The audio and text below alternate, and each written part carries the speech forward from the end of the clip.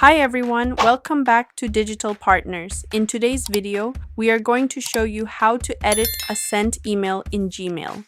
Let's get started. First, we'll open Gmail, and once you have your email composed, click on Send.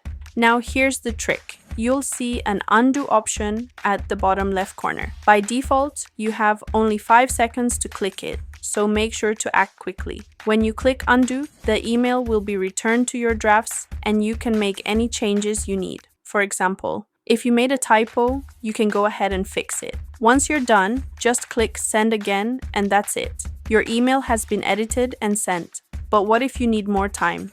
Don't worry. You can extend the undo period by going to the gear icon in the top right corner and selecting See All Settings.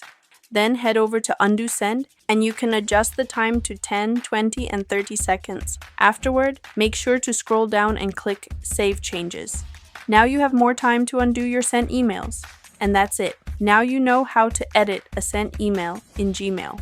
We hope this tutorial was helpful. If you have any questions, feel free to drop them in the comments. Don't forget to like, subscribe, and hit the bell so you won't miss our upcoming tutorials. Thanks for watching Digital Partners, and I'll see you in the next video. Bye.